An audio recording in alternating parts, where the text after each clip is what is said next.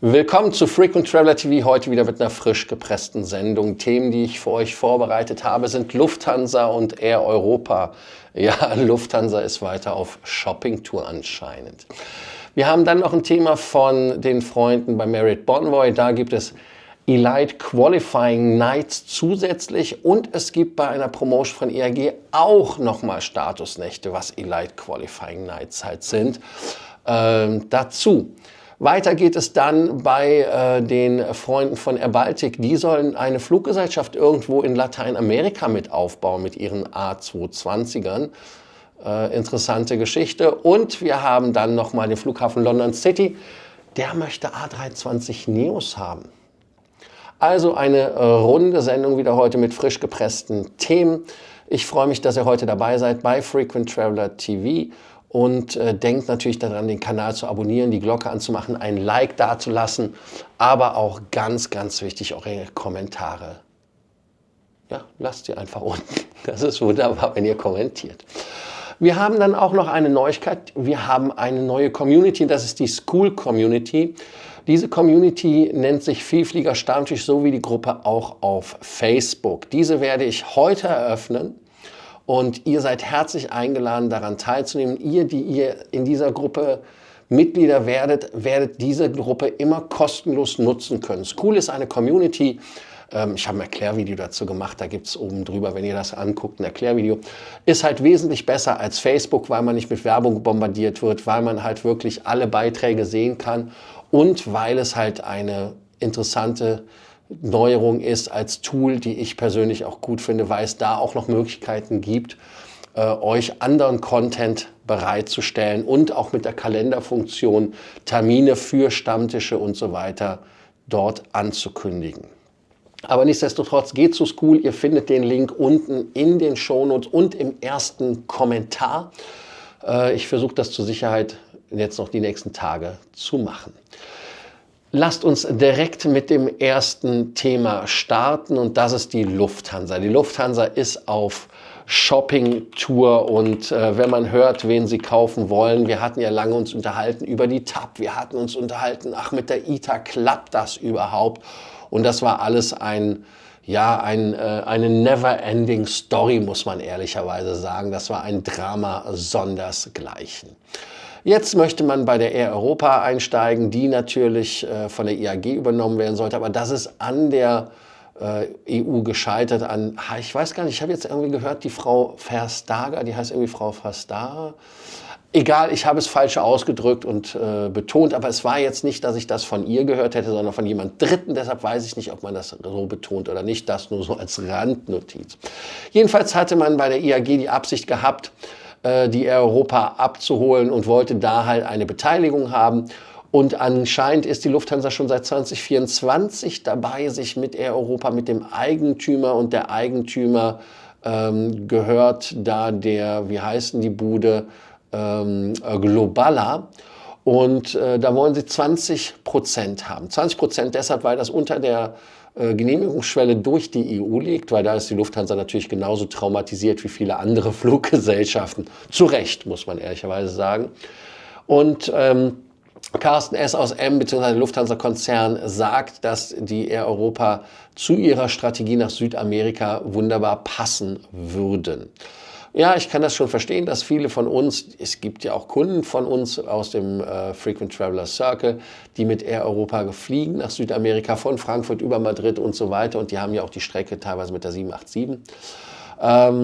Ist es natürlich eine relativ coole Geschichte. Aber ich glaube, dass wenn man das anguckt bei Europa, die halt 475 Millionen zurückerstatten müssen an Corona-Beihilfen an den Staat, das wieder auch so eine Operation wird, die natürlich ein Balanceakt wird. Denn ehrlicherweise ist es ja so, dass die Lufthansa wachsen möchte nach Südamerika. Das haben sie auch bei der TAP gesagt. Aber ich glaube, dass das eine Entweder-oder-Situation ist. Also entweder TAP oder Air Europa. Und damit will man sich natürlich auch wesentlich mehr Optionen offen halten. Man kann jetzt auch sagen, ja, die passen sehr gut zur Lufthansa dazu in die Strategie. Einmal 475 Millionen, glaube ich, habe ich gesagt. Haben die natürlich eine 787-Flotte, hat die Lufthansa auch, 51 Flugzeuge, 24 davon sind halt die 787 und sie haben einen sehr, sehr hohen Selbstzahleranteil. Heißt also, dieser Leisure-Kunde, nicht der Business-Kunde, der von Firmen geschickt wird und auf Firmenkosten fliegt. Also das heißt genau die Zielgruppe, auf die Lufthansa sich im Moment ja konzentriert, weil man dann sagt, das Firmengeschäft ist nicht zurück. Da muss man dann schauen, ob ihr da auch der Meinung seid. Natürlich, nachdem wir von der ITA leicht traumatisiert sind, dass die ITA-Übernahme so lange gedauert hat, ist es so, dass wir hier natürlich sagen müssen, ja, es ist okay, wir haben uns daran gewöhnt mit der ITA und Air Europa soll auch zur Lufthansa Group kommen. Ihr könnt ja mal kurz in euch gehen und die Frage des Tages beantworten. Und zwar, soll die Lufthansa-Gruppe sich bei Air Europa beteiligen und soll sagen, ja, wir wollen die haben, wir wollen damit unser Südamerika-Geschäft aufbauen? Oder sagt ihr, nee, das mit der Lufthansa-Strategie, so wie die das planen, das passt nicht. Deshalb also diese beiden Fragen, passen die in die Lufthansa-Strategie und ist es so, dass die Lufthansa Air Europa damit braucht? Ich bin mal gespannt, was ihr als Armchair-CEOs sagt, so wie ich hier in meinem Drehstuhl sitze und auch mir meine Gedanken mache, freue ich mich da auf den Dialog und den Diskurs mit euch. Wir gehen weiter mit den Freunden der London-Fliegerei. Und ein Flughafen, den ich sehr, sehr mag in England, ist London City. Und das ist ein Flughafen, der hat die kurzen Wege. Aber es ist halt immer wieder ein Drama, wenn man dort landen will, weil es müssen bestimmte Flugzeugtypen sein, es müssen Crews sein, die eine besondere Ausbildung haben, die dort in London City landen können. Denn London City hat ja von der Landebahn her, die ja im Wasser endet, natürlich da sehr viel Potenzial für Fehler. Und deshalb möchte man da Leute haben, die erfahren sind und die das natürlich auch wissen. Das ist wie Hongkong Kai Tak zum Beispiel oder Helgoland. Also das sind Flughäfen, Nizza auch, ne? Ja, sind Flughäfen, die Sonderausbildung bedürfen, die man haben muss, bevor man dort landet. Die Landebahn dort hat ja auch eine Länge nur von 1508 Metern. So einfach ist es. Und das ist natürlich dann eine Herausforderung. Wir erinnern uns an die A220er, als wir ausgeatmet haben, gesagt haben, hey cool, die Swiss kann dort landen, nachdem man ja von den RJs rübergegangen ist, also von den Jumbolinos auf die A220 oder damals hießen sie ja noch CS200, CS300, ja, man weiß es gar nicht mehr, auf jeden Fall Bombardier. So, und jetzt ist es so, dass man die 320 Neos da haben möchte, die sollen nämlich dort landen und da gibt es ein neues Anflugverfahren, was die Docklands, also so heißt der Flughafen, vorgeschlagen hat, damit diese auch dort landen können. Und zwar ist es so, man darf bis 2031 von 6,5 auf 9 Millionen Fluggäste wachsen. Und vielen ist es bekannt noch, dass die 318er von British Airways, die ja quasi von dort über Stansted Shannon, Hauptsache mit S und Spanien, oder wie es war, auf jeden Fall über Shannon nach New York geflogen sind und dann auch den Vorteil hatten, dass sie halt in New York als Inlandsflug geflogen sind, weil man in Shannon die Regularien erfüllt hatte. Und auch ein All-Business-Class-Produkt, also auch 001, deshalb BA001, das ist ja die legendäre Flugnummer, die British Airways der Concorde gegeben hatte von London nach New York und dies hatte dieses Flugzeug dann, oder diese zwei, glaube ich, gab es, dann als Kennung. Aber hier ist es so, dass wir jetzt 320er dort landen lassen wollen. Als Flughafen sagt man in London City, denn die E-Jets und der 220er, die werden das Ganze auf 9 Millionen nicht schaffen. Deshalb möchte man mit dem Anflugsverfahren und einem Anflugwinkel von 5,5 statt der gängigen 3 Grad relativ steil anflogen werden. Heißt also, dass dort natürlich auch geeignete Flugzeuge nachzertifiziert werden müssen. Und was auch ist, ist natürlich Lärm. Lärm. Ihr wisst ja, wenn London City ist halt in der City und deshalb hat man da dieses Thema. Der Flughafen hat natürlich jetzt auch dieses neue Anflugverfahren genommen und die beiden Runway-Enden sollen auch geändert werden, damit da die Flugzeuge auch besser drehen können und gemacht werden können. Und es ist so, dass man dort das Wachstum dann ohne zusätzliche Flüge realisieren könnte. Also allein dadurch, dass man ein größeres Fluggerät hätte, würde man damit mehr Passagiere bekommen. Und das Angebot an Urlaubszielen würde dann erweitert, wobei das wäre natürlich wieder neue Ziele. Aber hey, wer ist da mit Details so verliebt, wenn man das so verkaufen möchte? Ja, also die kurze Piste von 1508 Metern hat ihre Herausforderungen, aber ich persönlich muss sagen, solche Flughäfen sind natürlich immer wieder spannend zu landen und auch wieder zu erleben, weil es halt immer wieder ein Erlebnis ist. Und wir sollten froh sein, dass es mit London eine Stadt gibt, die zumindest solche City-Flughäfen ja noch kultiviert. In Deutschland ist das ja alles nicht mehr so üblich. Wir gehen zur Air Baltic. Die Air Baltic ist ja eine Fluggesellschaft, die ja dadurch bekannt geworden ist, dass sie für Lufthansa sehr viel Wettlease machen, aber auch durch ihre Farbgestaltung und dass es halt eine reine Flotte ist von A220er. 49 Stück haben sie, Nummer 50 kommt auch mit einer Sonderlackierung. Und jetzt ist es so, dass sie in Uruguay helfen sollen, eine Fluggesellschaft aufzubauen. Und zwar ist es so, dass man nach 13 Jahren in Uruguay wieder eine Fluggesellschaft haben möchte, denn die Firma, die vorher geflogen ist, das ist irgendwie die Pluna, die ist ja vom Himmel verschwunden, weil sie einfach pleite gegangen sind.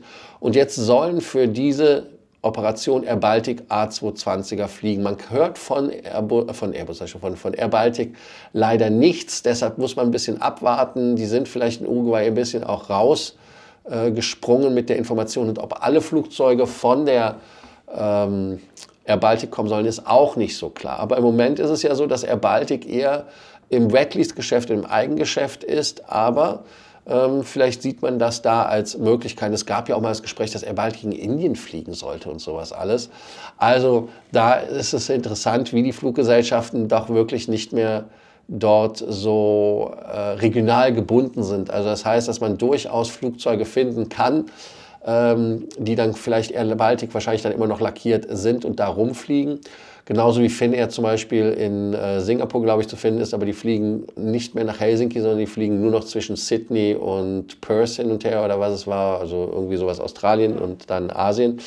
Sind noch Finnair-Piloten, aber Cabin Crews sind, glaube ich, von vor Ort. Und so ist es halt auch jetzt bei Air Baltic und die haben halt die Ambition, auch mehr Flugzeuge zu bekommen und man hört ja auch, die wollen A320er XLR eventuell bekommen. Also es ist spannend, was Martin Gauss da aus der Air Baltic noch basteln wird. Lufthansa wollte sich ja auch beteiligen daran. Das passt ja auch wieder zu dem ersten Thema, was wir hatten mit der Air Europa, dass man da halt vielleicht auch nicht mehr den Partner Lufthansa hat. Also da ist ja auch irgendwie vielleicht Stocken gekommen und IPO und so weiter, also der Börsengang. Alles spannende Themen. Ein weiteres spannendes Thema ist es, wenn man bei Hotelprogrammen Bonusnächte bekommt, um den Status schneller zu bekommen. Und da ist es so, dass wir diese Promotion bei den Freunden von Marriott haben. Ich musste hier gerade gucken, warum? Weil er mir hier gerade meine Aufzeichnung versaut hat. Das finde ich natürlich geil. Ich habe mir aufgeschrieben, zu welchen Zeiten ich was gemacht habe, aber er hat es geändert. Also keine Ahnung warum. Ja gut, dann machen wir das so. Gucken wir nachher, wo es ist. Da haben wir was. Also 13:00 war es. Jetzt aber zur Marriott Promotion und daran seht ihr, dass ich auch nichts wegschneide, sondern wir bleiben live dabei.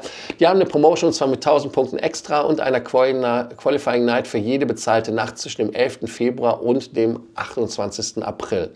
Und jetzt ist es so, dass die letzte Promotion, die damit, also die aktuellste, the latest, die jetzt kommt, natürlich für den einen oder anderen interessant ist. Man muss sich registrieren und kann damit natürlich auch seinen Fast Track bekommen, weil man dann innerhalb von 12, 13 Nächten, 25 Nächte bekommen kann für den Status. Und das ist natürlich relativ cool. Ich bin mal gespannt, wie ihr es seht. Also Stays, 50 Nächte sind es, also damit kann man was werden. Ich bin mal gespannt, wenn man dafür für die Promotion sich anmeldet, ob das für alle geht oder ob das eine Targeted ist. Aber man kann natürlich so den Status schneller bekommen, schneller behalten, länger behalten. Und es ist so, dass man natürlich auch in diesen 11 Wochen dort seinen Status wesentlich schneller kriegt. Ich bin mal gespannt, was da passiert, gerade wenn es billige Hotels sind. Sieht aber nicht nach einer Promotion aus, die targeted ist. Dieselbe Promotion, also mit den Elite Qualifying Nights, die gibt es von den Freunden bei IHG auch. Das heißt also, ihr könnt da auch an der Promotion partizipieren. Und zwar ist das eine widely targeted Offer. Also in dem Fall ist sie targeted, aber relativ weit getargetet. Und da kann man zwischen dem 27. Januar und dem 22. April, also quasi seit gestern, schneller den Status bekommen.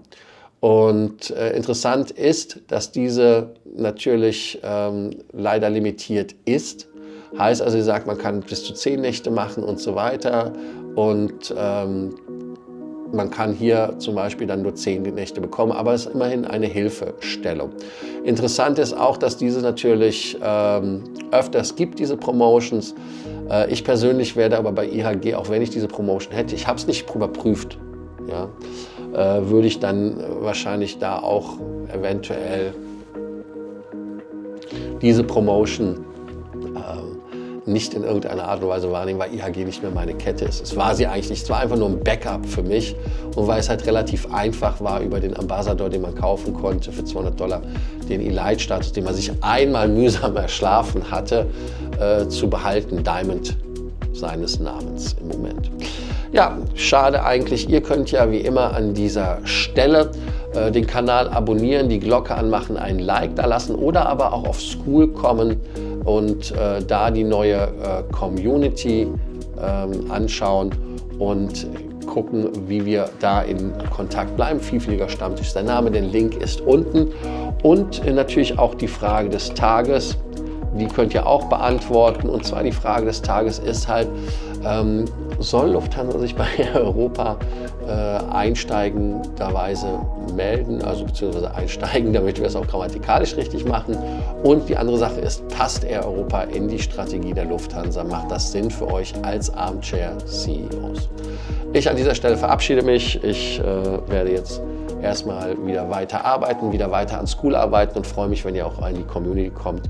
Und bis nachher dort und denkt dran, es wird ein geiler Austausch. Also bis dann, danke und ciao.